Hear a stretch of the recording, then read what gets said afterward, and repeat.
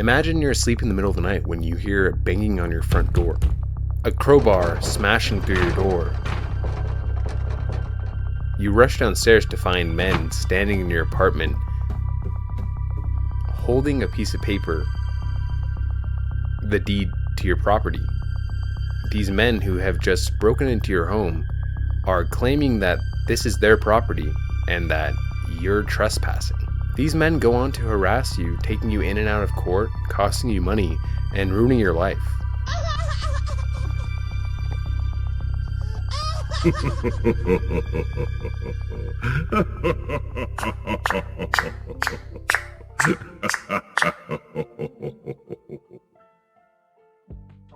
They're breaking in when you're at work and destroying property.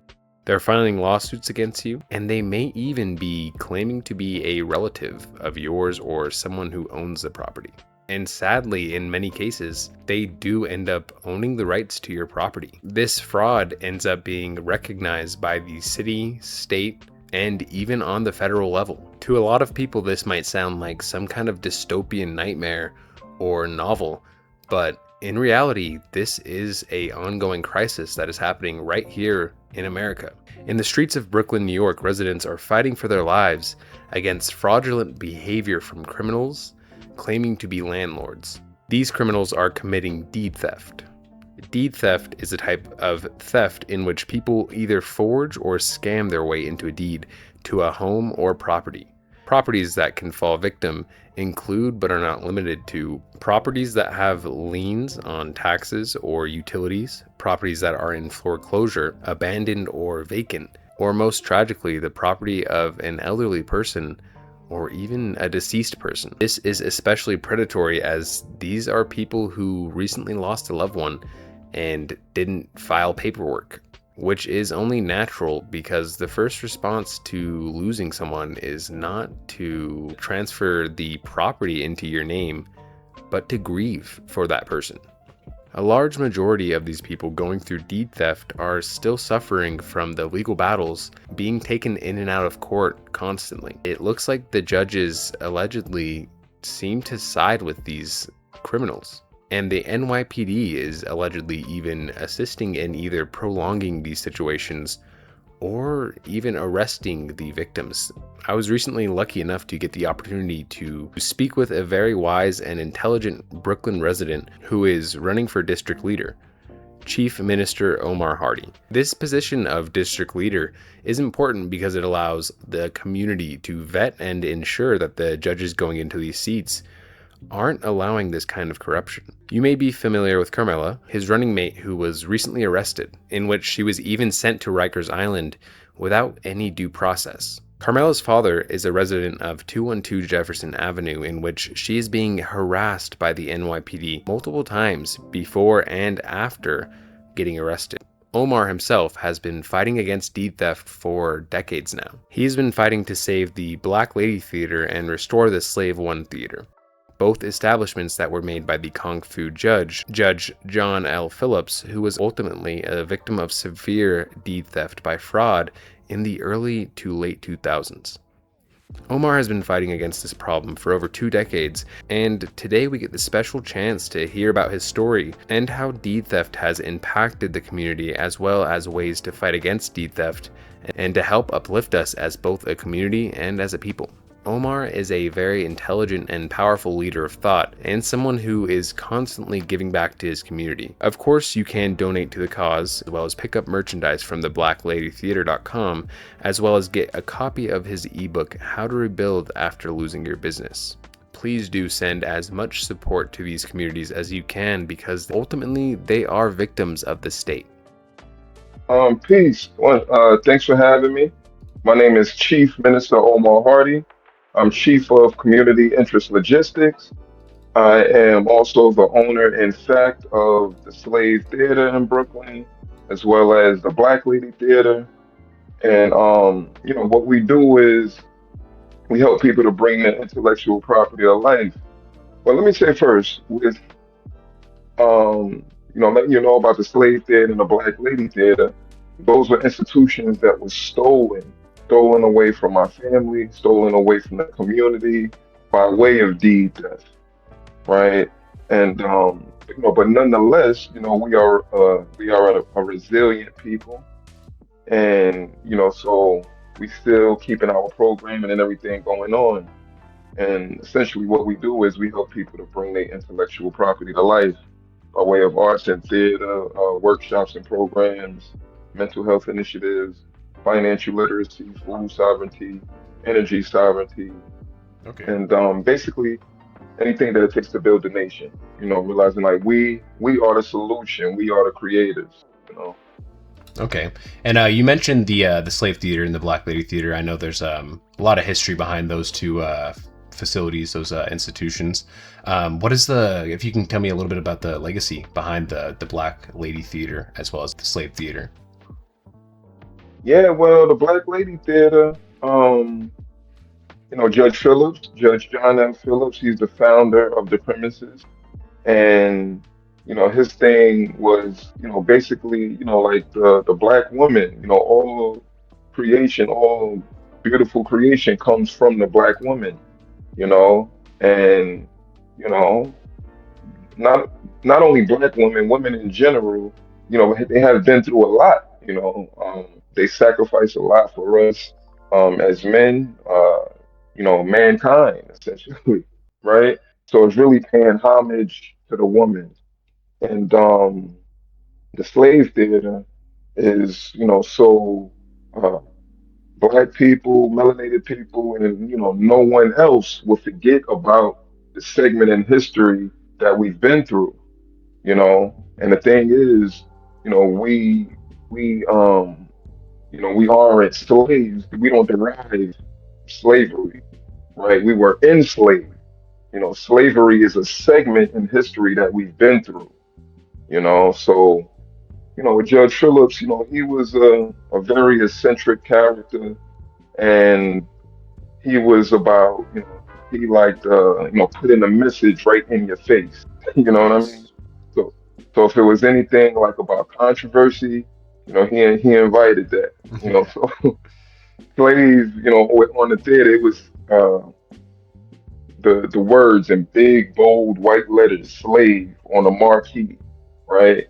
So, when people would see this, it invokes something like, some people like, slave, I ain't no slave. You know what I mean?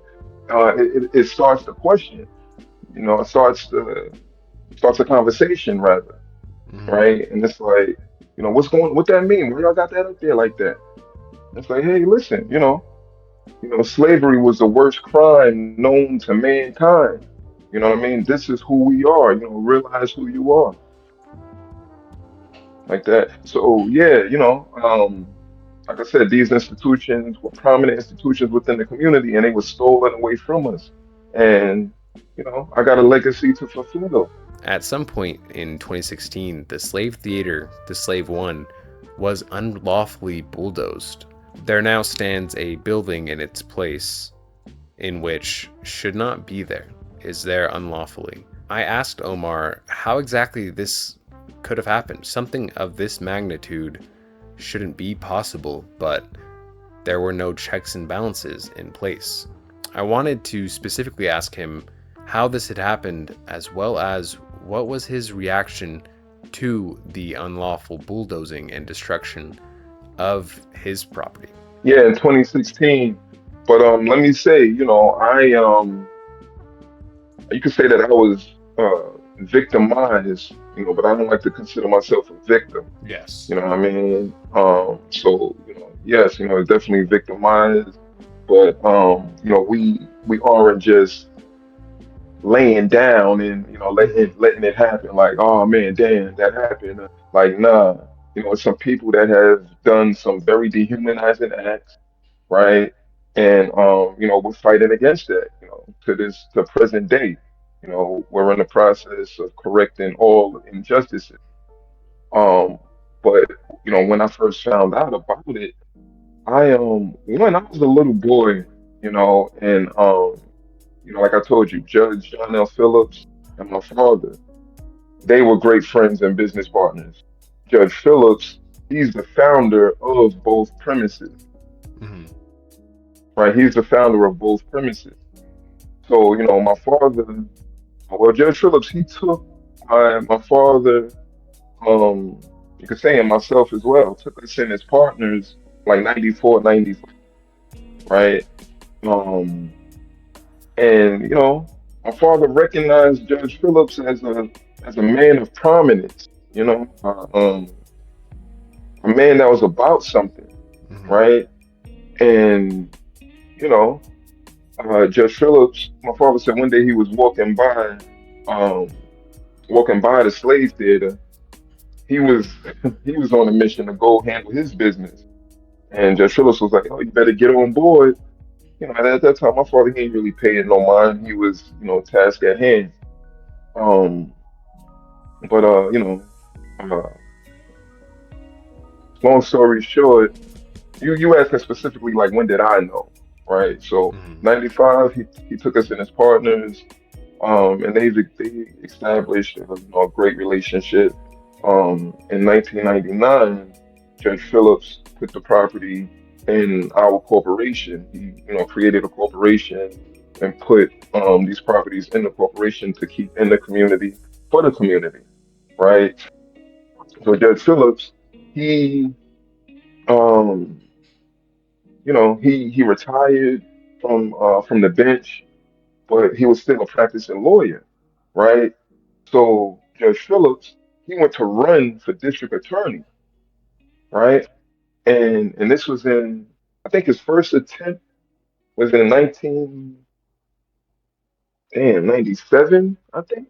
Okay. Um, I said like 94 maybe, right? But he was basically attacked, like he got knocked off the ballot, right?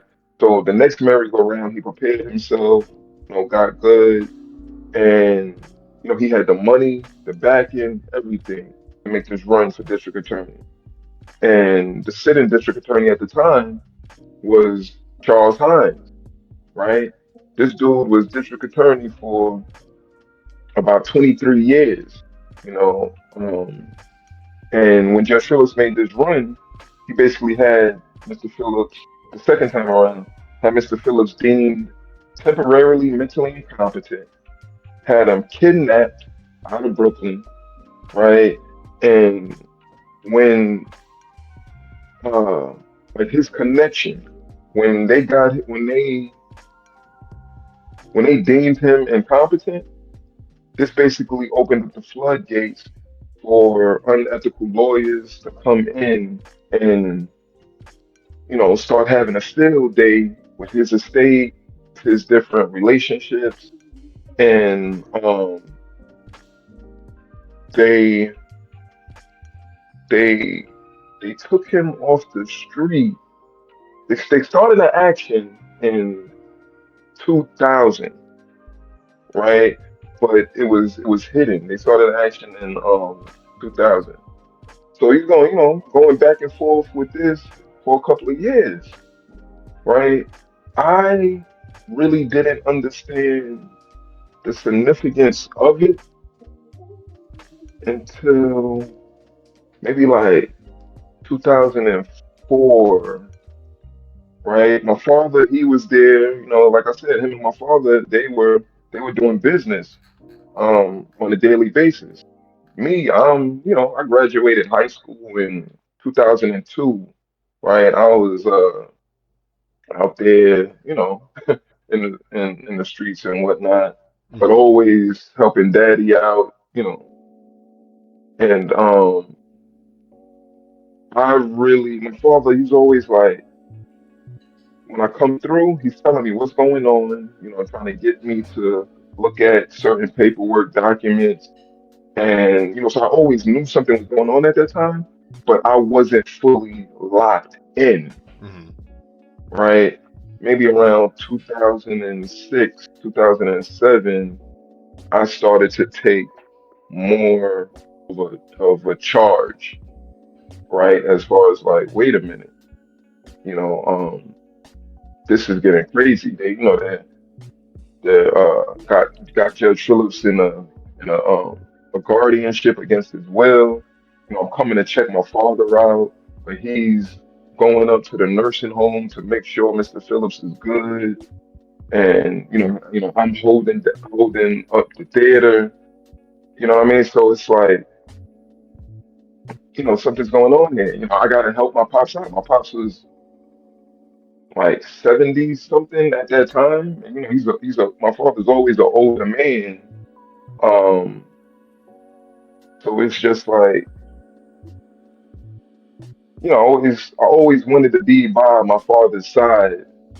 But as I got older, it's just like I felt like I had to do more, you know.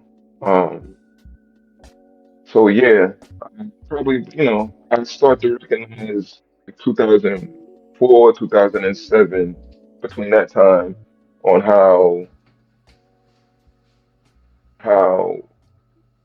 how much damage these people was trying to do, or that they were doing. People, they they be in their own world.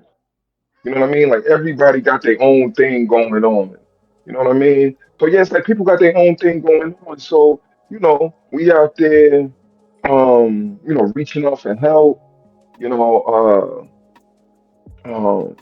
and we reached out to the AG, to the mayor, to the district attorney. The district attorney had a major hand in this. You see what I'm saying? And um, it's we out there, reaching out to people, talking. And don't get me wrong, it's definitely, people within the community that knew of Mr. Phillips, and tried to do the do the best that they can, I guess, to a certain extent. Um, but I got to give it up to my father, because it wasn't really at that level. I mean, like he was going in. Like, he's a man of morals, principle, honor, respect. So it's like, all of these years, reaching out to people helping, really not so much. People kind of looking at it like we did something. It's like, oh yeah, y'all had to do something. It's like, yeah, don't lose it. Y'all better make sure y'all don't lose that. But really, people not being able to help that much. We go to lawyers, we get, excuse me, get $50,000 retainer fees, $100,000 retainer fees. You got people. It's like a derailment. When you're talking about the district attorney, that's a very powerful position. You know what I mean? And then it's like these lawyers is scared to go up against the district attorney. You know what I mean? You're talking about career. People's built their careers off of the destruction of a legacy, off of the destruction of a man. You know what I mean? But um, it's like, yo, if we don't got the money to really, put behind a major fight, who's gonna take that up? Hmm. You know what I mean? And like you said, yeah, it definitely should be checks and balances. But yo, it's like we live on a land of law, to Hmm. where those checks and balances should be in place. But yo, it's a lot of greedy people out here. We talk about American greed, right? I was doing some due diligence the other day. They said this case with the slave theater, Judge Phillips, and everything is like the poster child for um the guardianship program, right? They stole they stole well over $200 million, right? Um, so okay, so they got the title companies, they got the courts, they try to, you got and layer and C. We was in a Supreme Court, the surrogate court, criminal court, landlord court. We have all of these different courts on where they try to, they had us in, trying to confuse us, hoping we give up, hoping we not know how to fight, Hmm. right? You know, and landlord tenant court, that's where they essentially took us with the Black Lady Theater, and uh basically evicted us unlawfully. With that, the slave theater, that was they brought somebody in, one of the lawyers, an ethical lawyer. I mean, it was a string of them, but they Mm-hmm. found people to put in place. Like you got this guy Samuel Boykin, right? They brought him in like, oh, this is a nephew. But now after they got Judge Phillips in his guardianship program, they tried to get somebody who they said was a family member, right? Okay. Right. So yeah, the dude Samuel Boykin, he was not a family member at all, right? He had his niece, Symphony Moss, but it was only but so much she could do. She was in Ohio, she had kids, and it was really only but so much that she could do. But this dude Boykin, he was really his title was he was the illegitimate nephew of Mr. Phillips's half brother, right? Which Mm-hmm. equals to nothing, Yeah. right? Judge Phillips said, he said, I don't know Boykin and I don't trust him no more than I do Imani Taylor, who stole over $1 million, right? Imani Taylor, she was one of the unethical lawyers, right? She put Boykin in place, right? Samuel Boykin, he, and mind you, these properties were not in Judge Phillips' name. It was not in his individual name. It was in a corporation, Mm-hmm. right? Now, some of these, like a Boykin, he didn't know that. So he's trying to make all of these moves as Judge Phillips's illegitimate nephew, right? Thinking that Judge Phillips is the owner, right? But he finds out that Judge Phillips is not the fee owner of the property. So he has his another unethical lawyer, Frank Ricano, take the property out of our corporation and put it in a dead man name. Judge Phillips, he died in 2008, February 16th, 2008. They put the property into a dead man's name in 2011, 3 years after his death, right? A dead man cannot buy or sell property, right? Um, so now we in court with all of this. Now I'm like I'm in the thick of things now. To the point where I'm in the thick of things. I'm sitting in Yes. court. Um, uh, we in court. The judge said, "Yeah, the properties is not in Judge Phillips' name." Boykin hops up out his seat. Yeah, not even a building. Oh my God. Not even a building. Right after the court hearing, after the proceeding, we all in the hallway. Boykin says to his lawyer, Frank Ricano, he says, yo, I don't care what you do, make it happen. Now, mind you, I don't know what the heck he's talking about at this time. You know what I mean? I don't know. I mean, I don't know exactly what he's talking about when he says, I don't care what you do, make it happen, right? It's probably about a week. I don't think it was 2 weeks later. Um, I get an alert on Acris, right? Acris is a city registry to where you can keep track of your property. You register your property on this software, New York City Registry, and it lets you know if it's any changes, if it's anything to your deed, what may have you. So we get an alert, right, that the property's been sold, the property's been transferred, right, to John Phillips. Now this is in 2011, 2012. Judge Phillips, he died in 2008. How is Judge John Phillips buying property, Yeah, that's right? that's shady as hell. That's crazy. You know what I mean? Right? So I'm like, what? So now we in there. We fixing up the building. We trying to, we looking for help. We looking for, we trying to do the best that we can to get these institutions up and running. Right? But still fighting Boykin. Boykin, the moment Judge Phillips died, Boykin served us, served my father with paperwork talking about leave the property. Right? But we like, what? You ain't you who is you? You ain't nobody. You know what I mean? So all of these from 2009. like the year after Judge Phillips died, or a few months after Judge Phillips died, one can serve the paperwork. We're going back and forth with him in court. 2011, 2012, they unlawfully switched it from our corporation to a dead man name. So now, again, we in a building, we working, renting the space out, doing different events. And what happened was it was a party, right? And this this is my early days. I mean, it was some people had.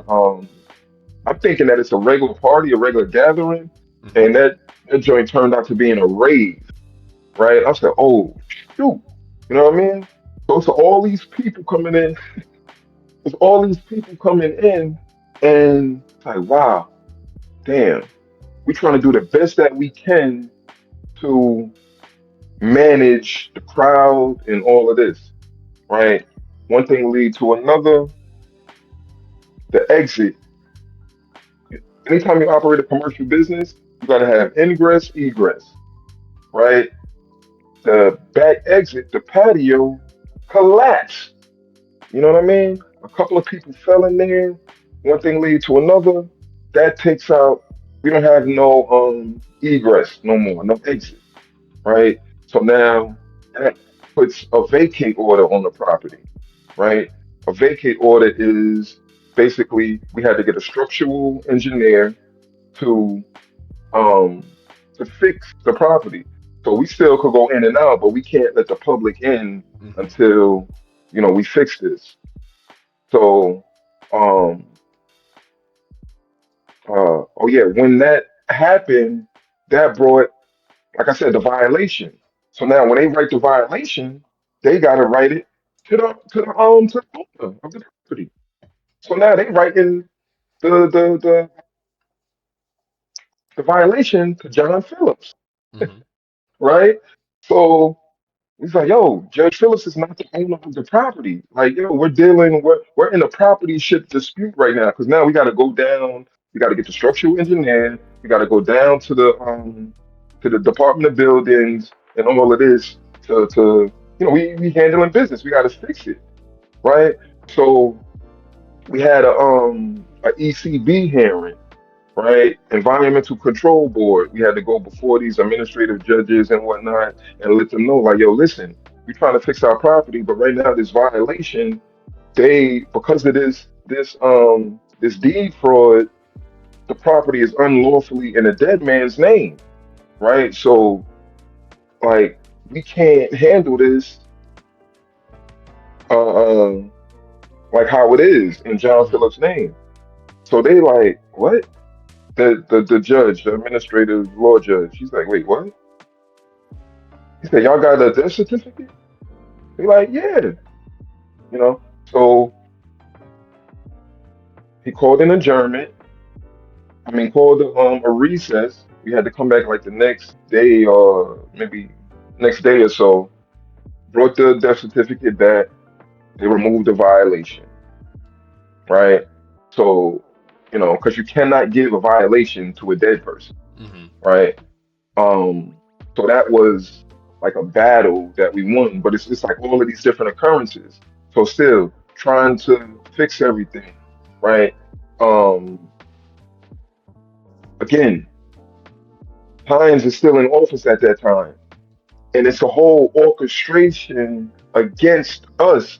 They had volunteer, um, uh, uh, they had people who at the time we thought were police who were not police, right? Come to find out, it was a volunteer fireman, right? And we found this out because we had to sue everybody, right? Um, and then, just going through all of this, trying to raise the money to to fix the the collapse, and just going through the battle with these crooks. It was like draining us. You know what I mean? I couldn't get a regular job. You know what I mean? Because if I mean, I had jobs. I worked with different friends, family, and stuff. But if I'm on a job, I'm on a painting job. My father called me. They breaking in. Know what I mean, Hmm. gotta go. You know what I mean? Now, if I got a regular job, hey boss, yeah, they don't want to hear none of that.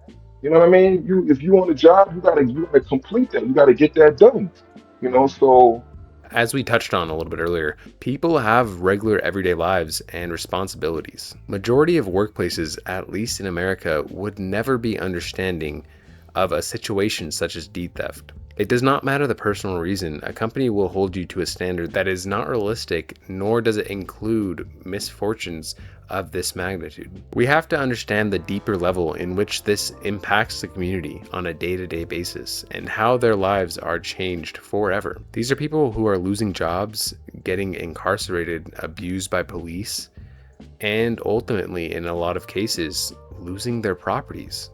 um, we still kept business going. Like, my father, he's always been a businessman, an industrialist. We sold books, black art, framed pictures, and stuff like that. And of course, I would get, different side jobs and whatnot. But going up against these developers with millions of dollars, it's a lot. You Hmm. know, I I'm eating. We eating off of. Like me and my father, we was in the trenches, man. He had an EBT card, and it's Yeah. like whatever. I mean, like whatever money that I would get. Damn, hold on, give me a minute. Taking me down memory lane real No, quick. yeah, that is terrible that that did happen, and honestly, it's ridiculous the amount of systems they put in place almost just to circumvent them. Just to it's almost like how they dragged you through all these separate courts because they know you aren't made of money. They know that the legal battle is what's going to get you to essentially, it's like a game of chicken almost. But then the other player has tens of millions of dollars to spend. The resources are. It's not even. It's inevitable. It's inevitable, right? You're never gonna win against a mega corporation, right? Unless you really are able to fix these corrupt systems. And that's why I wanted to speak with you today, because I know you're running for district leader. I do Okay, want bro. to I want to ask, what does that position mean for you and for the cause? Yo, it means a lot. Like at first I was like, man, I'm not. Because I was asked by my team, by my tribe, like, yo, you should run for district leader. And me, for the longest, I'm like, what? Man, I'm not dealing with none of that. I'm like, heck no.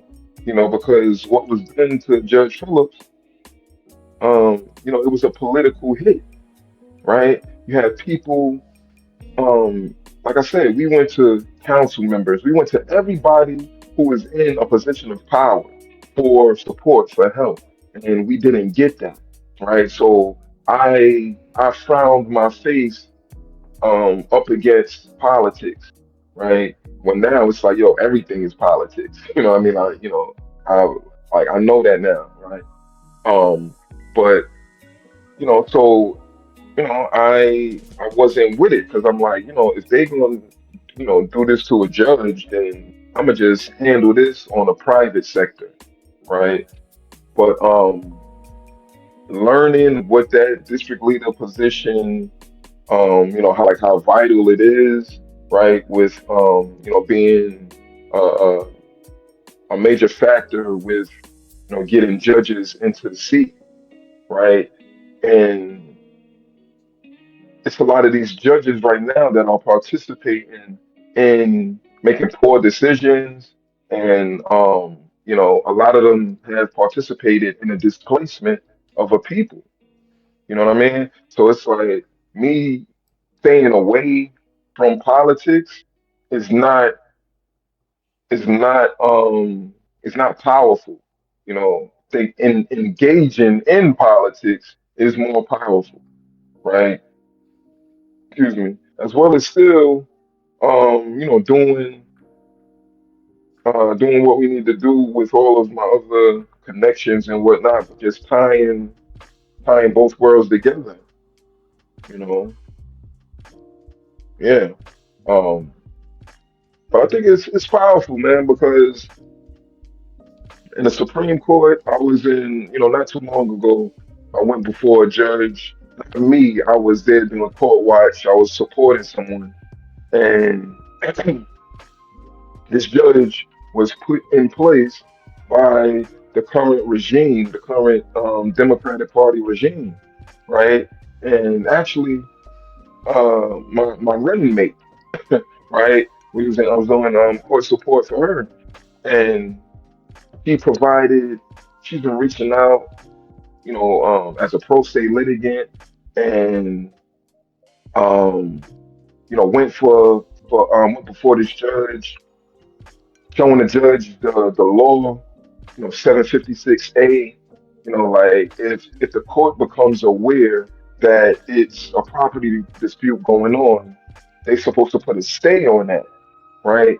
And the judge didn't even know really about this, or she claimed she didn't know rather, right, Mhm. about um this particular law. And she told her about it, and the judge said, "Oh, we're not discussing law, or this is not about law, something to that nature." I stand to be corrected on that. We're in court. My property is being contested. I'm letting you know that I'm the owner. These people are fraudulent. I'm providing law that gives you the power to put a stay on this until we situate things.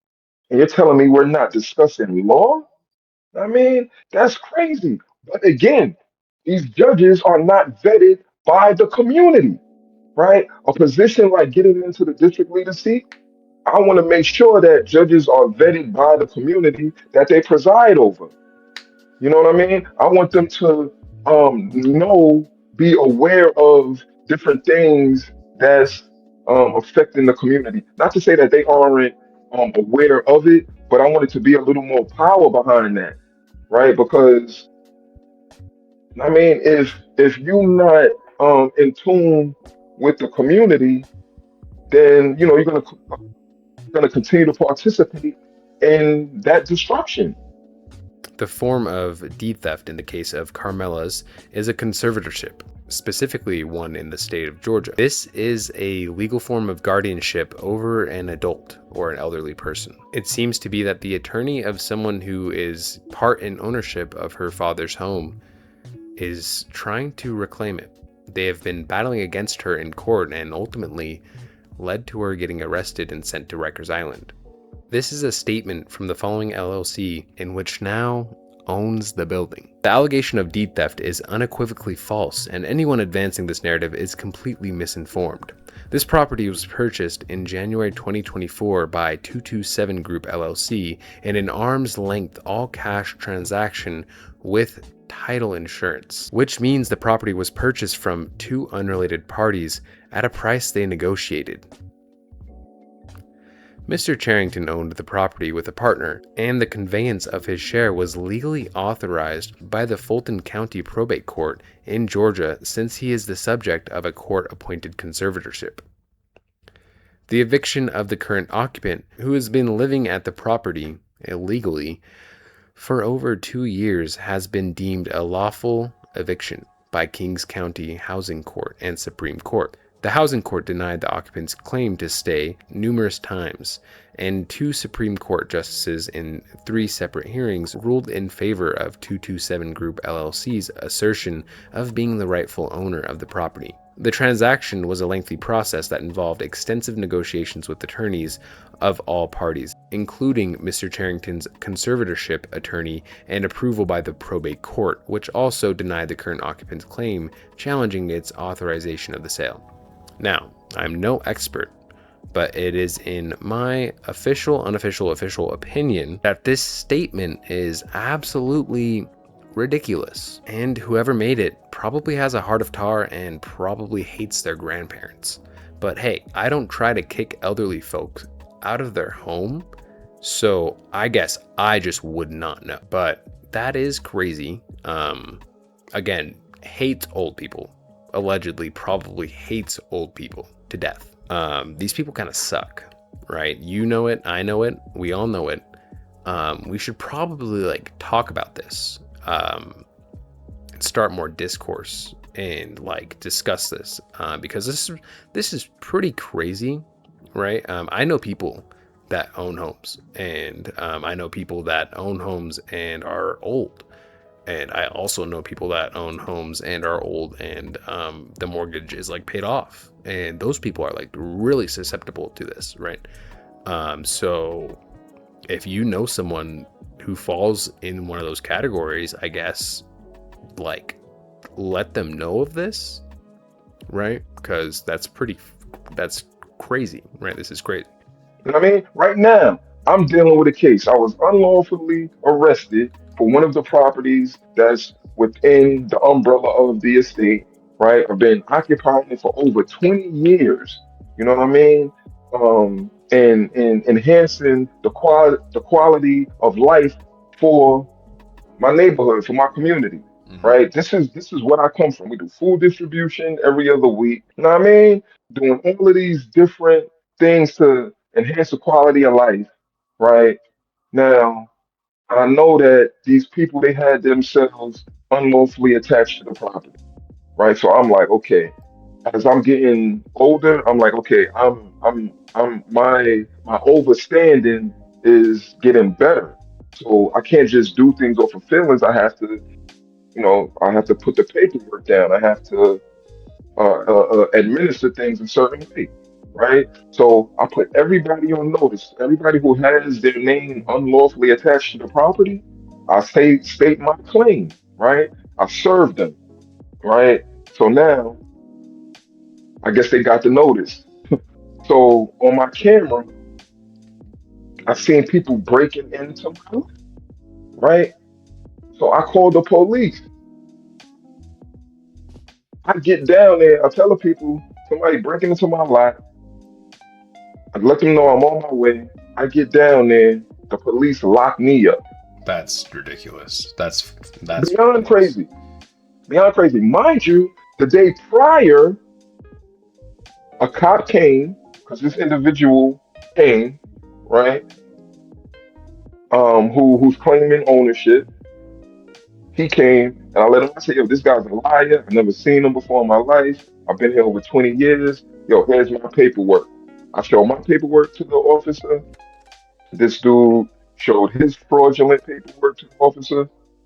That particular officer, he said he did his job. He said, listen, yo, I can't do anything about this. You got paperwork, you got paperwork. This is a property ship dispute. I mean, y'all got to take this to the court. I said, yeah, exactly. Let's go. Let's do this. Right. So now that was April the 22nd of last year. April the 23rd now, mind you, all my no trespassing signs is up and all of this. I mean, my cameras is fully operational. The next day, I come in the morning, I check on the lot, make sure everything is good. I go on about my day. I get an alert on my camera. Now I see all these people in my lot. I'm like, what the heck is going on? Right? I call my property manager. I said, yo, that's you on the lot? He said, nah, that's not me. I said, damn, all right. I said, yo, these people they done broke in. I said, all right, I gotta go. I'm calling the police. I said, all right, I'm over there. I'm on my way too. I call the police, let them know what's going on. Boom. As soon as I get down there, I'm like, yo, what are y'all doing? Who cut my lap? Right? So it wasn't like 10 seconds. They start manhandling me, start, kidnap me off the street. I'm like, yo, what are y'all doing? I got my paperwork. What the heck is going on here? Right? Police are not supposed to do no type of evictions, none of that. Right? It was no crime that was committed. There was no injured parties, none of that. And I say that because two judges, three different times in the criminal court, they said, listen, Why was he locked up? He should have never been locked up. There was no injured parties. Nobody was harmed. They said this is the wrong forum for this, you know? But yet I'm still dealing with that to this day. It's crazy, you know. So, and that's all part of this this deed theft situation, Mhm. right? As you may have seen already, Mayor Mamdani is working to establish the first ever Office of Deed Theft Prevention in Brooklyn. Although this is a step in the right direction, I wanted to get Omar's feelings on it because he himself at this point has been a victim of deed theft for over 20 years. Right. So it's like, yo, I don't know if you heard, but Mondani, he he announced a deed theft prevention office, Mhm. right? Um, Yesterday, right? And okay, I'm like I was saying, like I'm saying, it's been bittersweet for me. I definitely think it's a step in the right direction. I mean, we have our coalition, so we were definitely in the building. Um, we are going to help them. Um, Strengthen the infrastructure over there. We got our special group, our task force that's going to be working with the DA's office. It's like from the work that we're doing is making this change. Yes. You know what I mean? That not giving up, not giving in attitude. Working with other individuals, organizations, and applying this pressure is what made yesterday happen, right?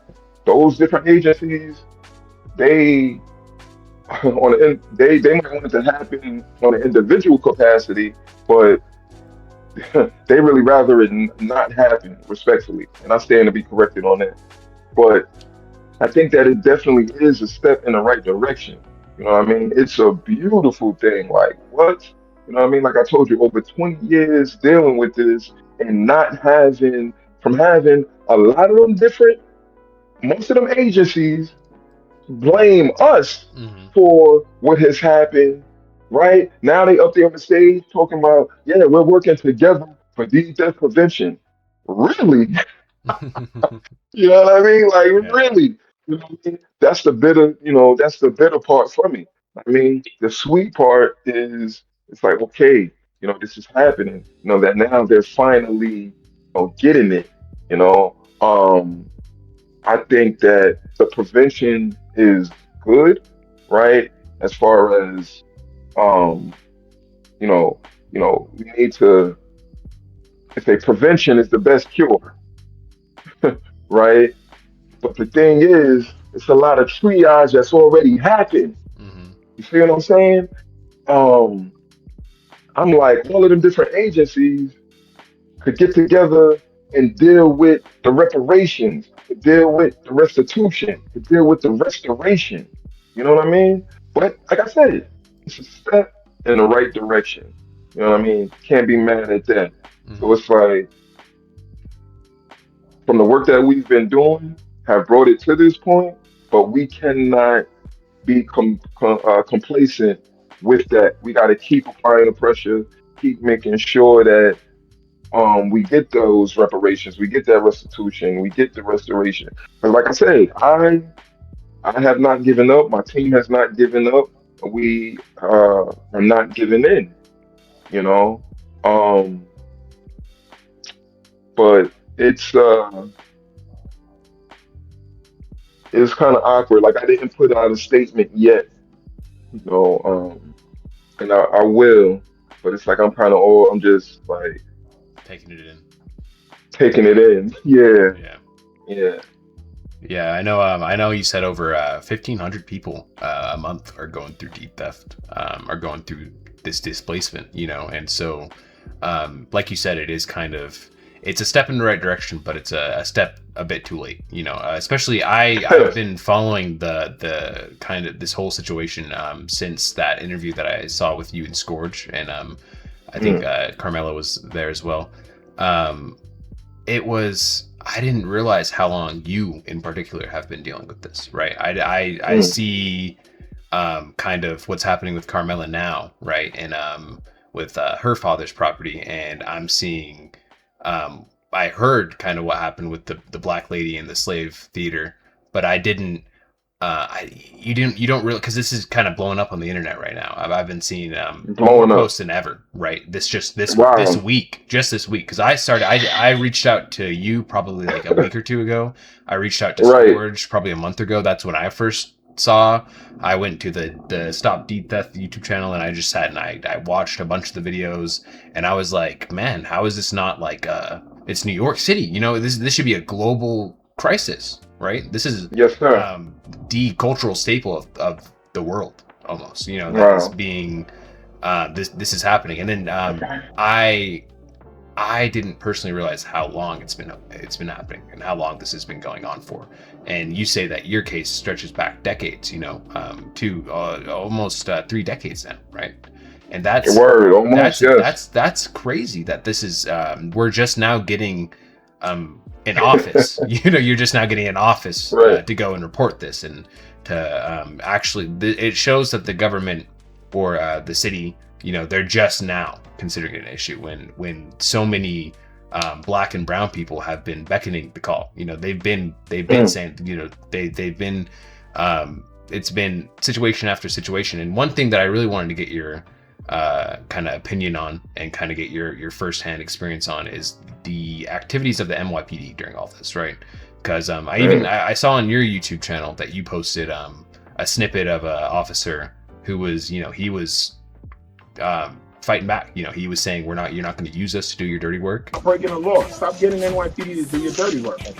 But then even yesterday or the day before, I see council member Chiose thrown on the ground, right, given a concussion by the NYPD, which they should. It seems by now that they should be informed, right? You would think by now they would know what's going on, especially with so many things that have gone on at that location in particular, right?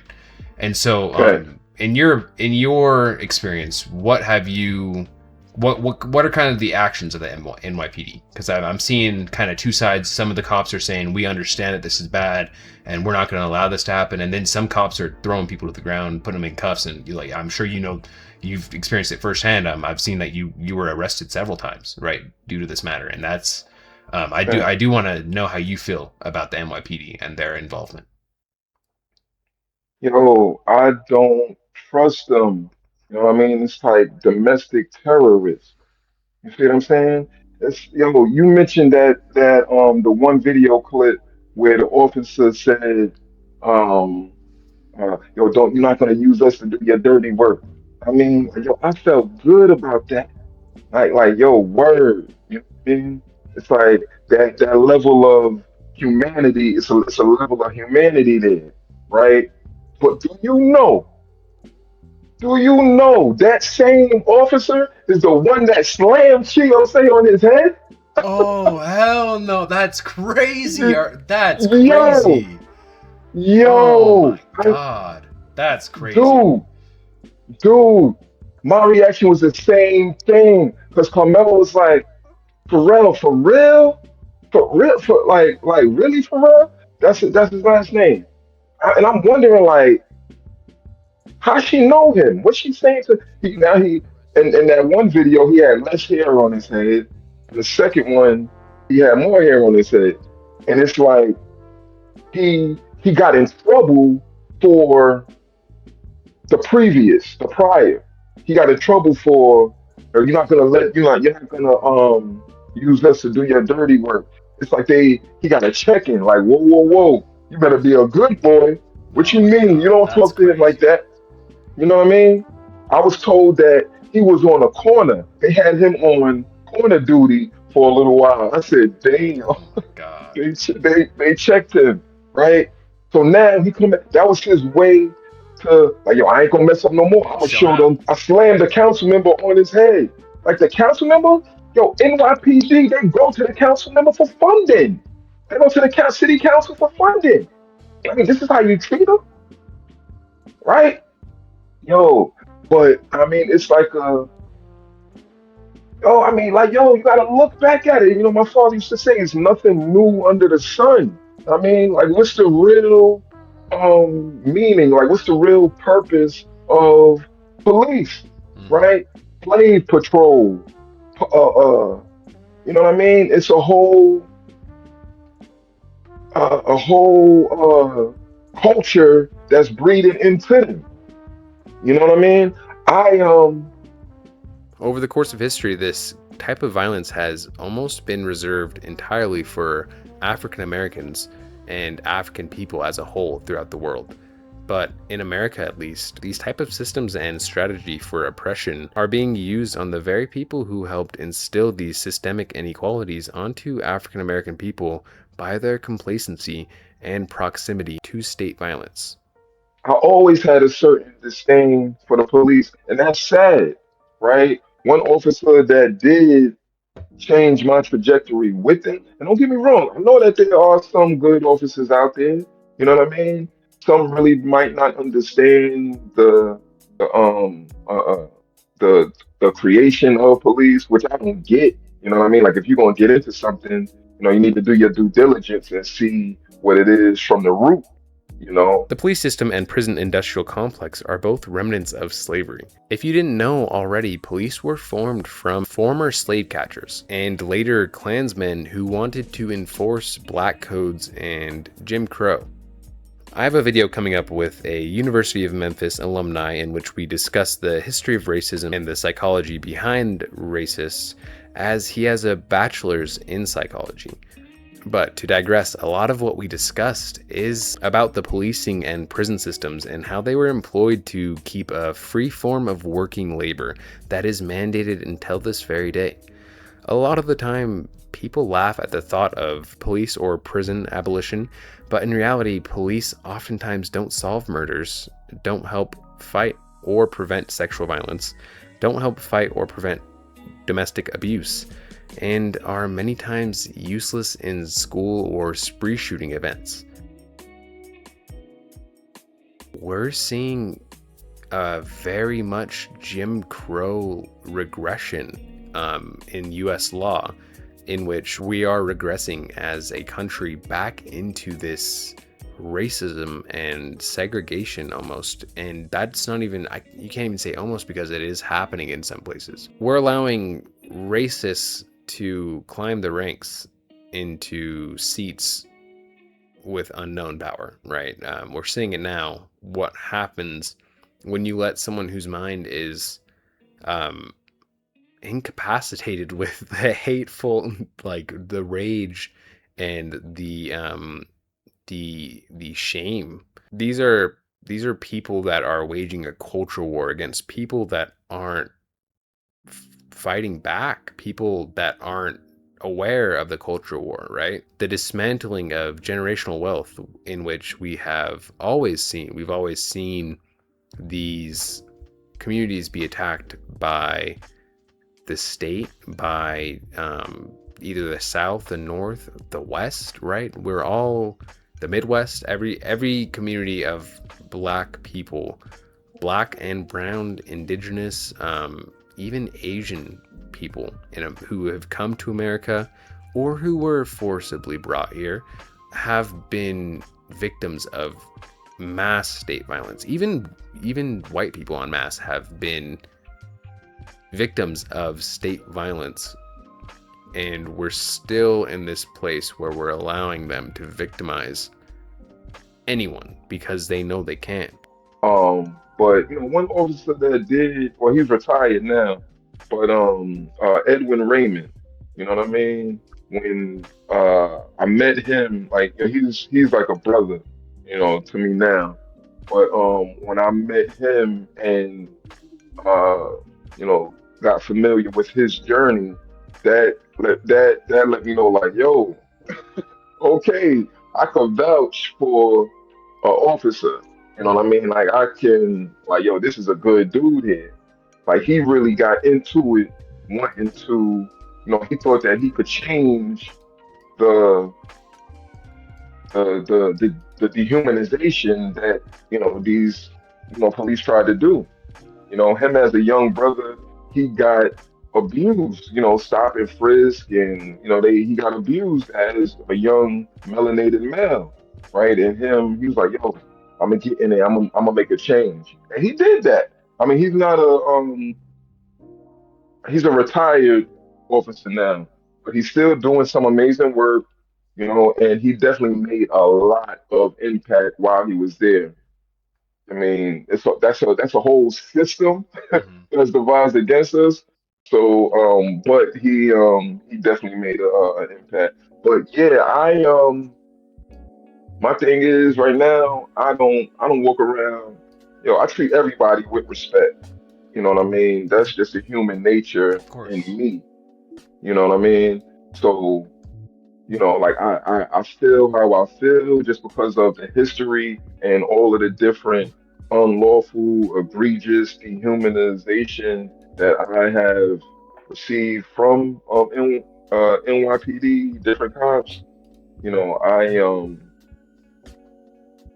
still treat everybody as a human with respect, and I don't want no smoke. Yeah. Want no smoke Yeah. with none of them. I mean, Of because course. a lot of them be abusing their power Mm. crazy.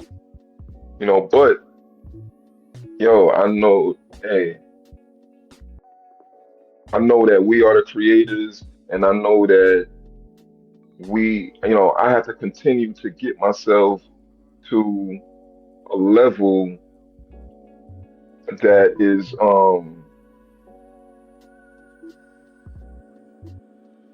more respected, by the by everybody, but by them essentially. You know what I mean? Like I want to have my own security patrol, my own. I want us to have our own um officers. You know what I Hmm. mean? Like international police. You know what I mean? Not like what's going on now, but we got to protect our own. You know what I Hmm. mean? If we don't, my father used to say, if you're not talking about security, you're not talking about anything. I mean, we have to secure what's ours. You know, um, and yeah, and I'm definitely striving towards that. Of course. Of course. I just have a quick few more questions before I let you go today. Don't want to take up too much more of your time. But one thing that I really wanted to kind of just touch on, right? Because I've been keeping up with this for like a month now.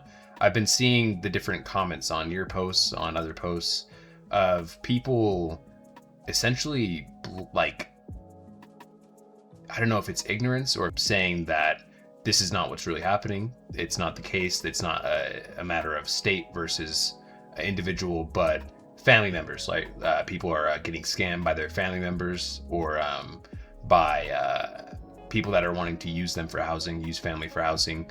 I want you to kind of clear up the situation for them and let them know what it is, right? Word, word. I mean, well, I gotta say, it is multifaceted.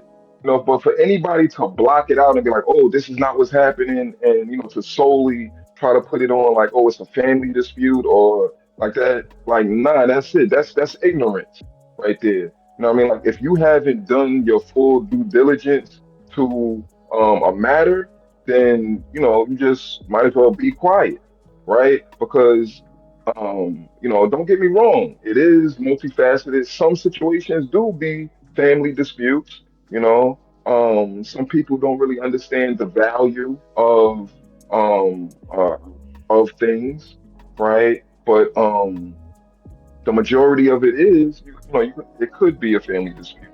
You got like I told you about the guardianship program. You got these mortgages. You got um, state agencies kidnapping people to take to take the generational wealth, right? It's a common conversation with lawyers right now where they say that the foreclosure court, this is what lawyers are saying. They said the foreclosure court is the new trading ground for black and brown people's generational wealth, right? When it comes, they say what they say, family is business, love is law. Am I saying that right? Or love is law, family is business, something like that, right? Mm-hmm. But I say that to say we need to. tie all loose ends up with our family, right? We talk about emotional intelligence. We talk about mental health, right? As a family, you need to get together and secure your um your inheritance. We got our elders, our ancestors that have put up an amazing foundation for us, right? You know, life and death is inevitable. You know what I mean? So it's like sometimes you see the true colors of people once a loved one ascends on, and sometimes it could cause if it's not a strong plan, then that can cause a little division. But we got to rise above that because if it is a family dispute, the state will see how to divide, how to cause a division. You Hmm. see what I'm saying? So it's like you can't leave the state or these bad actors out of it, right? Um, I can speak on it firsthand. In my case, it was not a family dispute. It was an attack. When a lot of people they be cash poor but asset rich. You know what I mean? And um, if you got us as a people, we get preyed on, and it's like if you don't have a will set up, if you don't have your property in a trust, people gonna try to see how to get there. Brownstones, 4 million, 5 million, $8 million, land, three different parcels, 20 million. You know what I mean? It's people who come to try to extract from them, you know? Um, so again, every case is different, but for anybody to just be like, oh, to try to cancel out one thing and be like, yo, it has to be something to victim blame. That's a complete ignorance there. There's a thing that, like people do air hunting, right? I mentioned that with Samuel Boykin.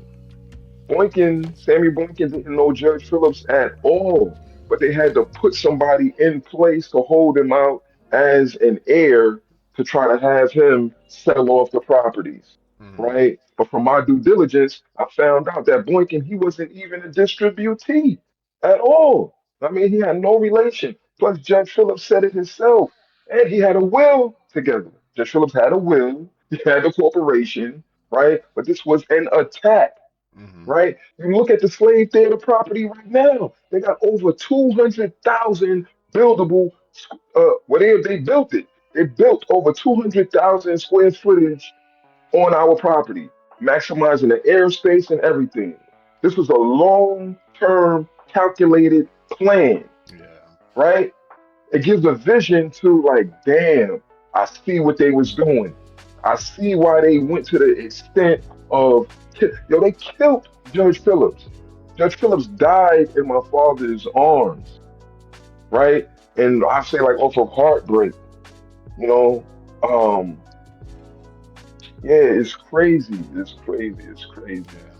Yeah. You know. But again, we definitely have not given up. We have not given in, and um, I'm glad with the way that the attention that these dehumanizing acts is getting right now. Because it's like again, I keep I refer to my father. He said, everybody has a plan. He said, but Almighty God is the best of planners. You know, Hmm. you gotta go through it to get to it. You know. Again, as a community and as a people, it's up to us to stand against these type of unjust actions that are waged against us. Whether it was vagrancy laws, redlining, black codes, the 13th Amendment as a whole, a lot of these systems that are put in place are not meant to protect or serve anyone, but to harm and control them. At the end of the day, these people that are victims end up without a home. And when you don't have a home, when you are impoverished, when you're in situations this bad, this severe, you can turn to theft or to criminal action in order to feed your family or feed yourself. And let me ask you, is in a society in which civilians are targeted by criminals, fraudulent investors, fraudulent property owners, slumlords, dare I say, in what universe are these people the criminals? Why are we looking at the victims of deed theft, or the victims of drug abuse, or the victims of wage theft, or the victims of unlawful termination? We're looking at these victims of people that were robbed of their health insurance, people that were robbed of their health for years doing jobs and then abandoned, kicked to the curb. We're talking about elderly people that have contributed their part to society and still to this day teach us to contribute to the same society and to uphold the same laws and ideals that attacked them and left them for dead. As we finished the interview, we discussed in which ways Omar plans to continue to give back to the community and to help stop and end this type of violence and corruption from the state. As well, we discussed what each of us can do to play our parts in this entire situation, because each of us can do something. My plan is to continue to empower my people. You know what I mean? Continue to give give opportunity to the disenfranchised, right? And not like I said, we're in the process of correcting all injustices, but it doesn't stop there. Just because we are in the buildings right now, we are planning to get some more buildings to do the same thing. Like right now, I consider we're basically on tour, right? So, to continue doing exactly what we're doing, right? Empowering our people, being the change that we want to see, right? Implementing different programs, arts and theater workshops and programs, right? We're doing I was about to say a play, but it's not a play. It's like an immersive experience. But we're doing that tomorrow. We're going to be in Harlem at the Dwyer Cultural Center in Harlem, right? And that play is Displaced. We Shall Not Be Moved, right? So we're talking about bringing it to life in a different aspect. You see what happened the other day in front of Carmela's house, right? That was real life. That wasn't, you know what I mean? But and that we didn't expect that to happen, you know what I mean? But the message is getting out there. But the thing too, but like we're actually again, we're putting this immersive experience together and bringing people in to let them know what's going on, some real life stories, bringing that to the stage. So yeah, arts and theater workshops and programs, continue to exercise that at the highest level. Mental health initiatives, tapping into the emotional intelligence, right? Because as we navigate this life thing, yo, it takes a toll, right? Your mental health is a real thing. You know what I mean? You have to be emotionally intelligent as you're navigating through this life thing. One moment can cause you the rest of your life. You know what I mean? So we want to keep putting those different programs and initiatives throughout the neighborhood, community, and beyond that. Um, Mental health initiatives, financial literacy, right? Continue to put those programs and initiatives out because you're speaking about deed theft. That that that that falls in the financial literacy aspect as well. You know what I mean? Making sure different protections is in place, right? We spoke briefly about the wills, trust. You know what I mean? Like we need a certain level of protection, right? Just people have mortgages and they think, oh, once they get the mortgage paid off, they off to the races. People take for 10, 20, 30, 40 years, right? But once the mortgages is paid off, that's open season for these greedy developers to come in, Mhm. right? Because the bank is no longer attached, right? And I mean, mortgages is not lawful anyway, but that's a whole nother situation. But you know what I mean? Financial literacy, um, food sovereignty. I spoke briefly about how we got our free food initiative program going on, right? Yes. Food is a necessity. I mean, not a privilege, and healthy food, right? So people got to eat, right? So we definitely want to keep that going on. Again, we got our free food initiative going every first and third Tuesday of the month. Um, we work with a garden right now. Tahuti Mayat, you know what I mean? Continue doing these programs. We're gonna put a lot. I mean, put a garden on that lot where I got unlawfully arrested at. Okay. We're gonna get back to that. But like I said, we on tour. So what I said, I'm at the food sovereignty, mental health, financial literacy, food sovereignty, energy sovereignty, right? Keep those going on. You see the climate, what we're dealing with out here, right? So, want to be able to tap into the solar panels, the generators, the methane gas, because we can't bank on the grid, right? We got to be able to create our own. God forbid this, grid shut down. We want to be able to keep the energy going. We want to be able to have lights off of rain catchment, right? Get some methane gas from the fish. Tap into the aquaponics. Hmm. You know what Yes. I Yes, mean? sir. You know what I mean? The whole nine. Yeah. So I'm saying like we have all of the components, right? My senior partner, I speak about the energy sovereignty aspect. He helped me get into a better understanding of that. My brother Byron Wilson, he he spearheads our energy sovereignty sector, Okay. right? But yeah, energy sovereignty, food sovereignty, contributing to the overcoming of dehumanization. I mean, what we dealing with is dehumanizing, but we have to be the solution, right? Shout out to Dr. World Group, right? Dr. World Group, that's one of our cooperative partners. With there we contribute to the overcoming of dehumanization. So basic health and wellness. Know what I mean, Hmm. shout out to the family, Lions, Maine Seymours, Art of Living. I mean, Seymour's is, a superfood. Like we gotta uh we are what we eat.